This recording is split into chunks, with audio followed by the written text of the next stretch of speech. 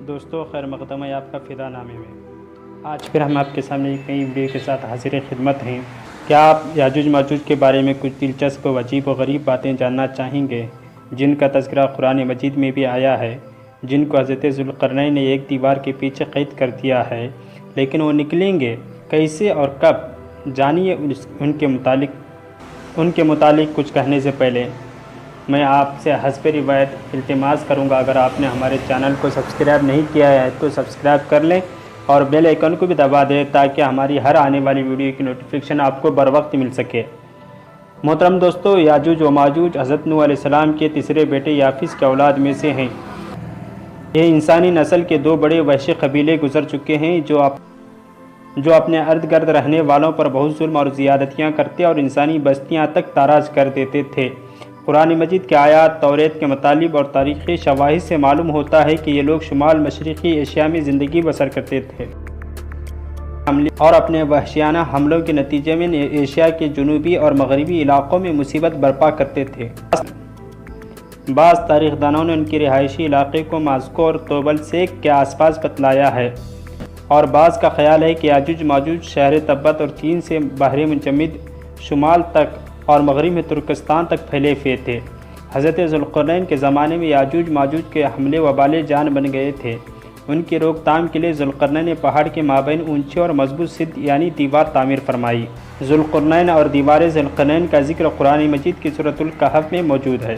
جس ذوالقرنین کا قرآن میں ذکر ہے، تاریخی طور پر وہ کون شخص ہے، تاریخ کے مشہور شخصیتوں میں داستان کس پر منطبق ہوتی ہے، اس سلسلے میں مفسرین کے درمیان اختلاف ہے۔ تاریخ کی کتابوں کے مطالعے کے بعد لوگوں نے ذوالقرنین کی شخصیت اور دیوار ذوالقرنین سے متعلق مختلف اندازے لگائے ہیں۔ بہت سے قدیم علماء اور مفکر سکندر اعظم کو ہی ذوالقرنین مانتے ہیں، مگر بعض اس کا انکار کر کے دلیل پیش کرتے ہیں کہ ذوالقرنین دراصل حضرت سلیمان علیہ السلام کا خطاب تھا۔ جدید زمانے کے کچھ مفسرین و مفکرین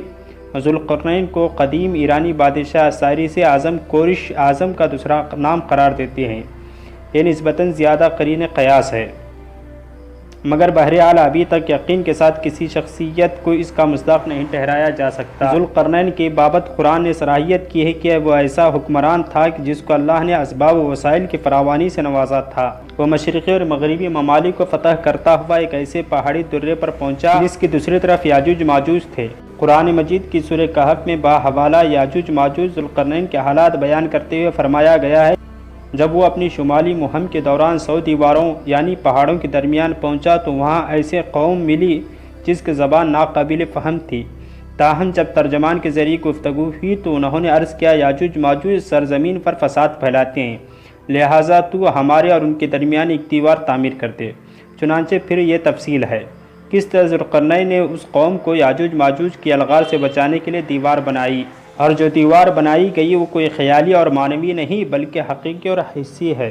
جو کہ لوہے اور پگھلے ہوئے تانبے سے بنائی گئی تھی، جس سے وقتی طور پر یاجوج ماجوج کا فتنہ دب گیا۔ جب یہ دیوار تعمیر ہو گئی تو ذوالقرنین نے اللہ کا شکر ادا کیا جس نے یہ دیوار بنانے اور لوگوں کو آئے دن کے پریشانیوں سے نجات دلانے کی توفیق بخشی، مگر ساتھ ہی لوگوں کو یہ بھی بتا دیا یہ دیوار اگرچہ بہت مضبوط اور مستحکم ہے مگر یہ لازوال نہیں، جو چیز بھی بنی ہے بالآخر فنا ہونے والی ہے،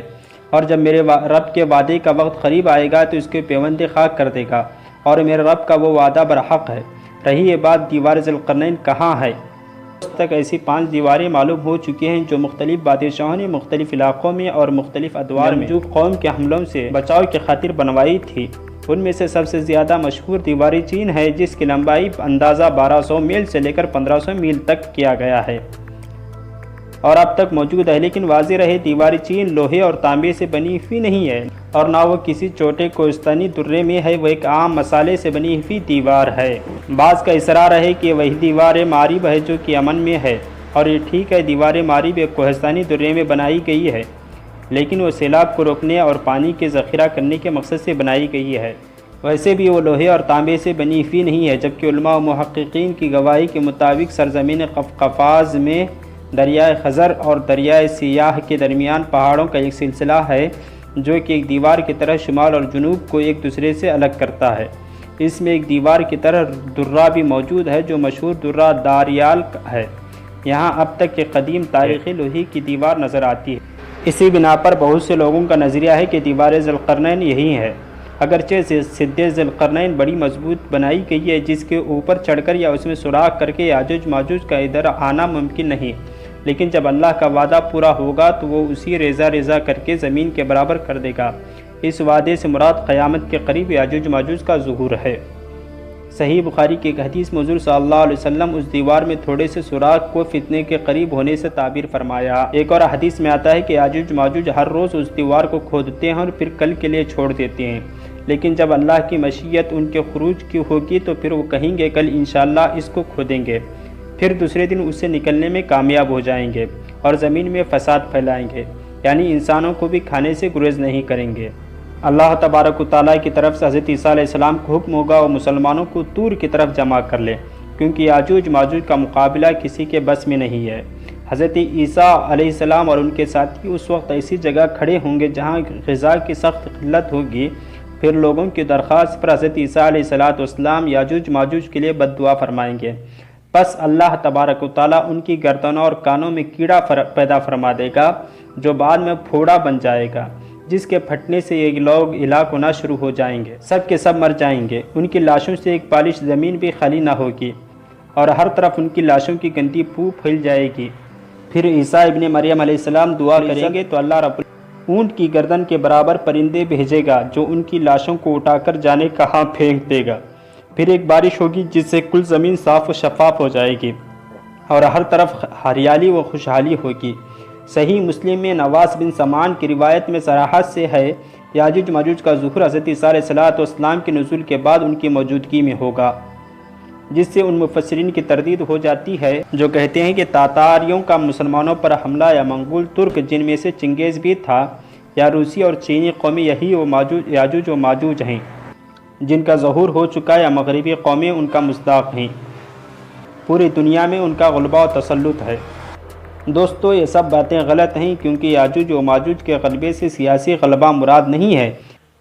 بلکہ قتل و غارت گری اور شر و فساد کا وارثی غلبہ ہے جس کا مقابلہ کرنے کی طاقت مسلمانوں میں نہیں ہوگی،